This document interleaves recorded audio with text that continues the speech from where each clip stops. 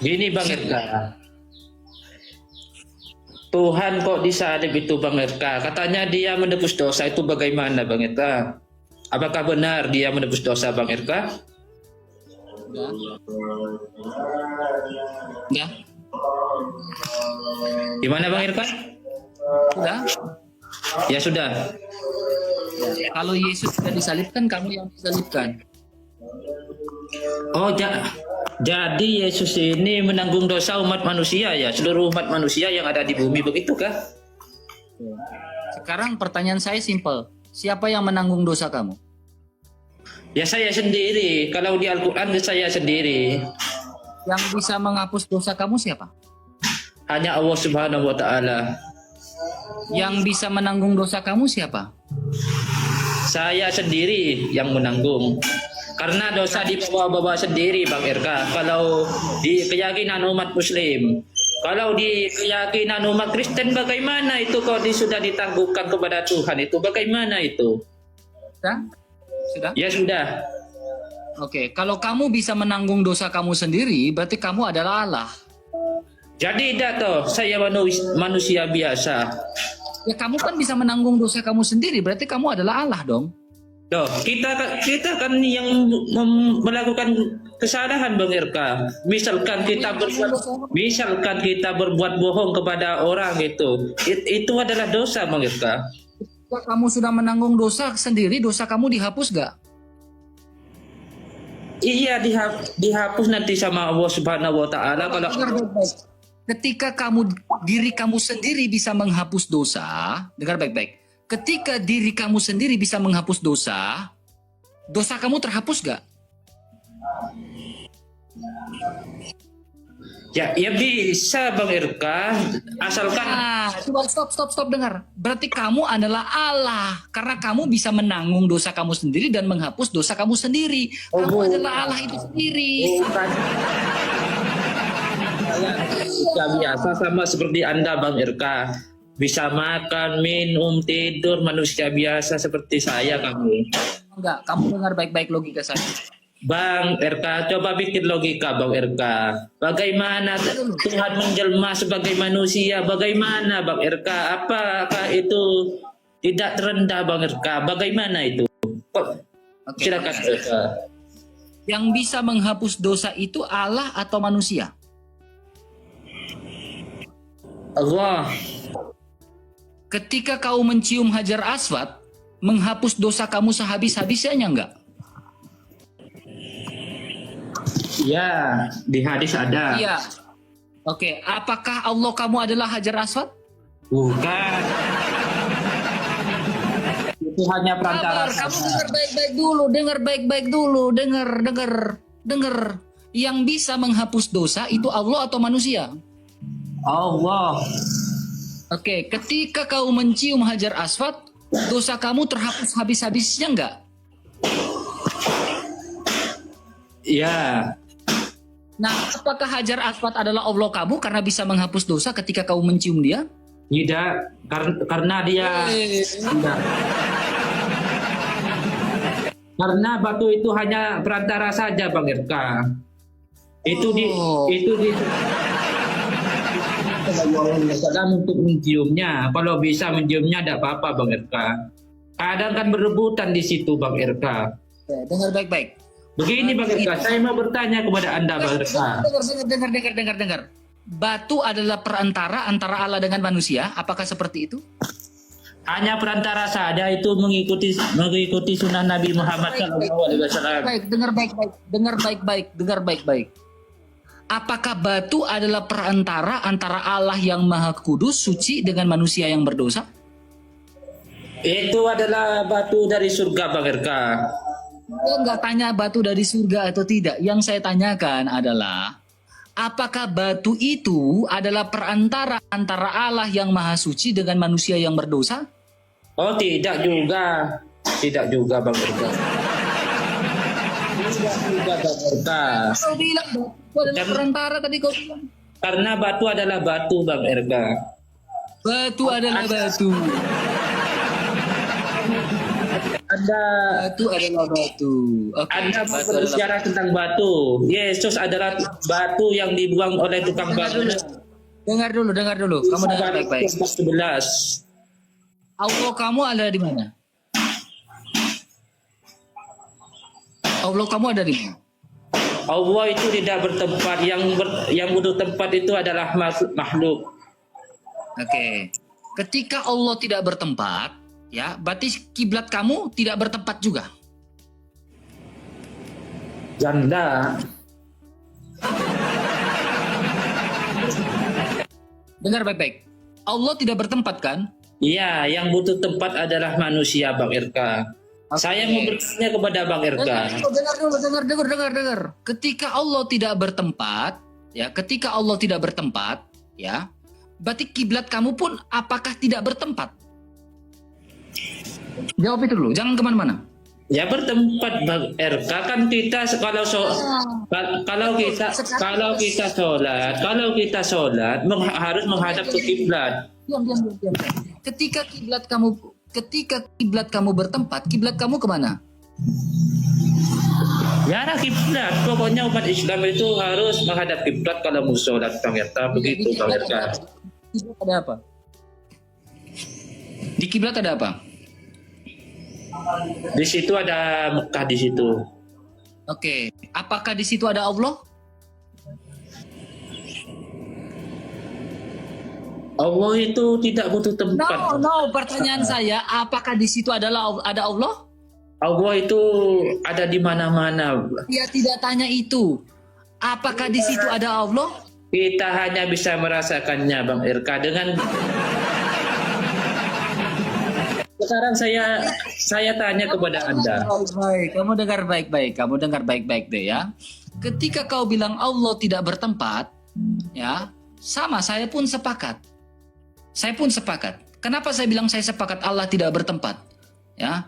Karena Allah itu di surga. Kiblat kita mengarah ke surga. Itu orang Kristen. Kiblatnya orang Kristen itu mengarah ke surga.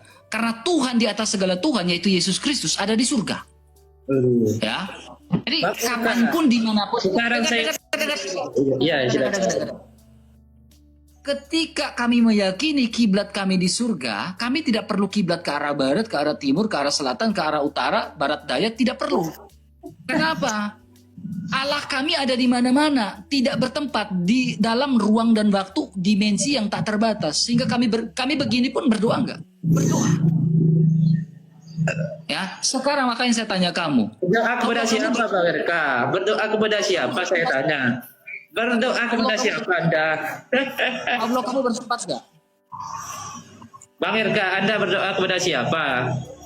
Mendengar dulu, baik-baik ya. Yang Maha Pengampun itu siapa? Allah Subhanahu wa Ta'ala. Makhluk hidup tidak memiliki sifat wajib itu gak? Makhluk hidup? Gimana? Apakah makhluk hidup memiliki sifat wajib? Iya, wajib taat kepada Dia. Wajib dalam arti wajibnya Allah berbeda, sifat wajibnya Allah berbeda dengan sifat wajibnya manusia.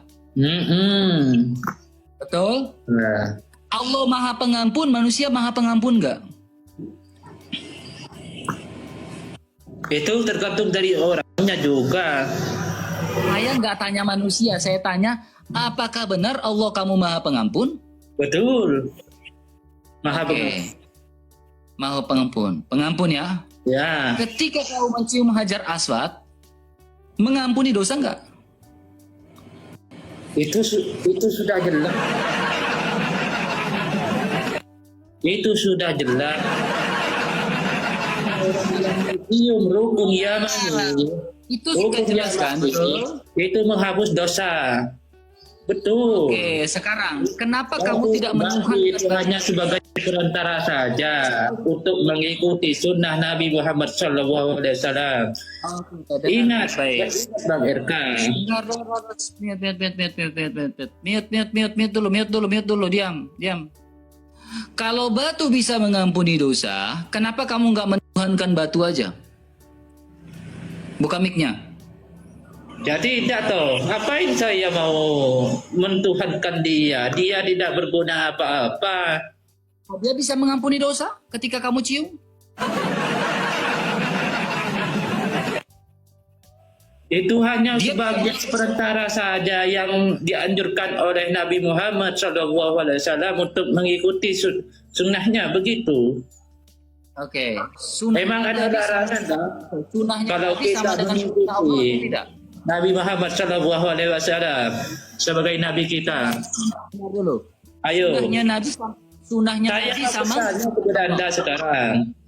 Kok bisa? Nabi sama sunnahnya Nabi sama dengan Allah atau tidak? Ya berbeda.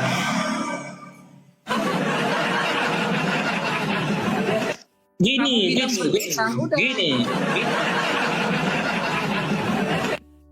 Itu ketika kamu mengatakan berbeda udah itu- selesai. Ngapain lagi? Itu diperintahkan oleh Subhanahu wa Ta'ala, Allah Ta'ala begitu untuk mengikuti. Beritakan kepada siapa? Beritakan Ya, kepada kepada Nabi Muhammad SAW untuk umatnya mengikuti dia, maksudnya saya begitu. Oke, di mana perintah Allah Subhanahu wa taala kepada Nabi Muhammad di dalam Al-Qur'an untuk mencium batu? Silakan.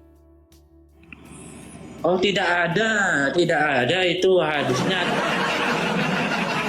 Itu menurut Nabi Muhammad untuk Hadrat Ibrahim yang lurus begitu. Ada dalilnya An-Nahl 123:4 Nabi Muhammad untuk mengikuti Ibrahim. Milah Ibrahim. An-Nahl 123. An-Nahl 123. Iya, Nabi Muhammad untuk mengikuti milah Ibrahim karena ajaran Ibrahim lurus kepada Allah Subhanahu wa Ta'ala saja dan tidak berpaling kepada siapapun begitu. Oke, coba kamu dengar baik-baik. Diam. Kamu diam. Ya, oke. Kamu diam. Saya boleh bertanya kepada Anda, Bang Irka. Saya tidak Diam dulu. Apakah Nabi Ibrahim, kapan Nabi Ibrahim ke Mekah dan ke Arab? Gimana? Kapan Nabi Ibrahim ke Mekah? Kan dia sendiri yang buat di situ. Tahun berapa dia ke Mekah? Hah? Tahun kapan dia ke Mekah? Ya, keterangannya sebegitu. Kian kok di Quran sudah menjelaskan. Di hadis mungkin di hadis Saya minta kamu dengar baik-baik. Saya mau bertanya kepada Anda. Diam. Saya minta bukti sejarah bahwa Ibrahim pernah ke Mekah.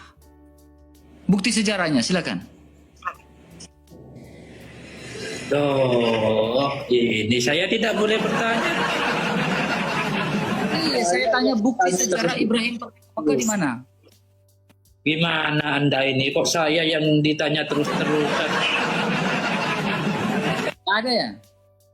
Gini Bang Irka, saya mau bertanya dulu kepada. Nanti saya jawab itu, oke? Jawab dulu baru tanya. Kalau diskusi yang benar, jawab dulu baru bertanya. Ada Ya nggak? gimana tadi? Kalau kamu Ya, bisa kurang. menjawab, oke. Kalau kamu bisa menjawab pertanyaan saya kasih kamu boleh bertanya saya 3 pertanyaan. Ya. Oke. Bukan bukti sejarah bahwa Ibrahim pernah ke Mekah, ke Arab. Kan dia sendiri Bang Irka yang membuat Mekah itu, Bang. Saya minta sejarah. Tapi buktinya saya Diam. Saya minta sejarahnya. Saya minta sejarahnya. Jangan bilang pokoknya. Saya nggak butuh pokoknya. Saya minta bukti sejarah. Sejarawan siapa yang mencatat kalau Ibrahim pernah ke Mekah? Silakan. Saya kurang tahu pasti kalau itu, Bang. Udah selesai. Katakan sedemikian rupa. Berarti kamu udah gagal di sini, ya. Diam. Ketika kamu mengatakan bahwa Ibrahim pernah ke Mekah tetapi tidak bisa membuktikan, berarti kamu udah membuang sebuah narasi palsu di debat ruang diskusi ini. Ya.